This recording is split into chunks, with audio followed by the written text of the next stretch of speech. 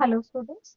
आज हम इलेक्ट्रोकेमिस्ट्री का पार्ट 2 स्टार्ट कर रहे हैं, जो कि है नर्स्ट इक्वेशन। नर्स्ट इक्वेशन को दूसरे टर्म में हम ऐसे भी लिख सकते हैं, dependence of electrode reduction potential on concentration. ठीक है, चलिए स्टार्ट करते हैं। द अब the electrode potential of an electrochemical cell depends on the concentration of electrolyte solution as well as on the temperature। मतलब क्या हुआ कि जो इलेक्ट्रोड पोटेंशियल होता है किसी भी मेटल का इलेक्ट्रोकेमिकल सेल के अंदर, वो किस पे डिपेंड करता है? That depends on the concentration of electrolyte solution. मतलब उस सोल्यूशन जो हमने भरा हुआ है उसका कॉन्सेंट्रेशन क्या है और उसको हमने किस टेम्परेचर पे रखा है। ठीक है, Nernst equation give the relationship between the electrode potential. Nernst equation क्या देती है हमें? ये रिलेशनशिप देती है between the electrode potential, concentration and temperature of an electrolyte solution. ठीक है, चलिए इसका डेरिवेशन देख लेते हैं। नर्स्ट इक्वेशन को डिराइव करना बहुत ही आसान है। देखिए, फ्रॉम थर्मोडायनेमिक्स हमें पता है कि delta G, that is the free energy change, is equal to minus N F E, where n is number of electrons, F is Faraday constant and E is आपका ईएमएफ। ठीक है, यहाँ पे standard conditions पे अगर हम देखें तो delta G not is equal to minus N F E not. ठीक है, अगेन स्टैंडर्ड कंडीशन होगा तो स्टैंडर्ड ईएमएफ होगा। हमें एक और इक्वेशन पता है थर्मोडायनेमिक्स की, जो कि कहती है delta G is equal to delta G not plus 2.303 R T log Q. ठीक है, ये भी it is also equation from thermodynamics. इसको हमने इक्वेशन 1 दे दिया। ठीक है, जहां पे डेल्टा जी क्या है? Again change in free energy. Delta G not क्या हो गया? Free energy change in standard conditions हो गया। आर क्या है? गैस कांस्टेंट है। टी क्या है? एब्सोल्यूट टेम्परेचर है। और क्यू क्या है? रिएक्शन क्वेश्चंट है, जिसको कि हम कैसे लिख सकते हैं? Concentration of product divided by concentration of reactant. ठीक है, अब इक्वेशन 1 में डेल्टा जी की वैल्यू जो हमने लिखा था, delta G is equal to minus N F E and delta G not is equal to minus N F E not, इन दोनों की वैल्यू हम इक्वेशन 1 में पुट करते हैं।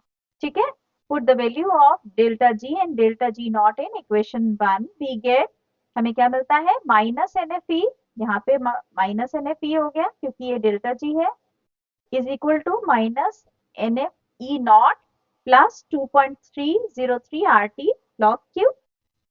ठीक है, this is equation 2। Divide equation 2 by minus N F. Equation 2 को हमने डिवाइड कर दिया किससे? माइनस एन एफ से डिवाइड कर दिया। अब इसमें नीचे माइनस एन एफ किया तो दोनों कैंसिल हो गए, क्या बचा? ई। यहाँ पे डिवीजन में आया तो अगेन ऊपर नीचे कैंसिल हो गया तो ई नॉट, लेकिन यहाँ प्लस साइन था, यहाँ माइनस हो गया, minus 2.303 R T upon N F and log Q. अब ये सारे कांस्टेंट हैं, आप देख रहे हैं। T is absolute temperature, R is gas constant and F is Faraday constant. तो यहाँ पे हम इन सब कांस्टेंट्स की वैल्यू रख देते हैं। कांस्टेंट्स की वैल्यू रखने के बाद जो हमारे पास सिंपल फॉर्म में इक्वेशन आई, that is E is equal to E not minus 0.0591 upon N, where N is the number of electrons into log Q। अब अगर कोई जनरल रिएक्शन है जिसमें कोई मेटल S है और वो रिड्यूस होकर के Mn plus 1 plus N electrons में आ रहा है, तो ये जो Q है, रिएक्शन क्वेश्चन है, उसको हम कैसे लिख सकते हैं? The reaction can be written as, the whole equation can be written as E cell is equal to E naught of the cell minus 0.0591 upon N log concentration of the product divided by concentration of the reactant। यहाँ पे हमने देखा था ना, देखिए ये product upon reactant था, तो सेम थिंग यहाँ पे क्या है? Product is m to the power n plus concentration of m to the power n plus divided by concentration of m। ठीक है, ये जो एक्सप्रेशन आया इसको हम क्या कहते हैं? This equation is called as the Nernst equation. Fine, ये अपने प्लस 2 में किया होगा, ये हम रिकैपिचुलेशन कर रहे हैं, एक बार रिव्यू कर रहे हैं। अब चलिए इस पे बेस दो क्वेश्चन देख लेते हैं। क्वेश्चन है what is the potential of a half cell consisting a zinc electrode in 0.01 molar ZnSO4 solution at 25 degree centigrade और जहां पे standard electrode potential of the cell दिया हुआ है that is 0.763।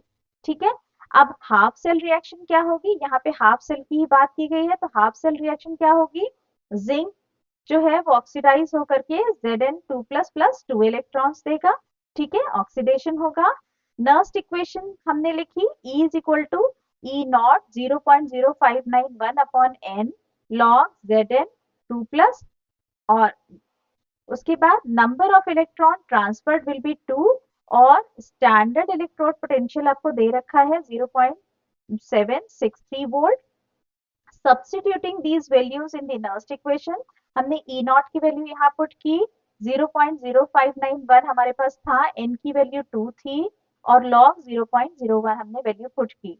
By solving all these values हमें यहाँ पे मिला 0.763 माइनस 0.0591 अपॉन 2 और मल्टीप्लाइड बाय -2 और the whole value we are getting that is 0.8221 volt.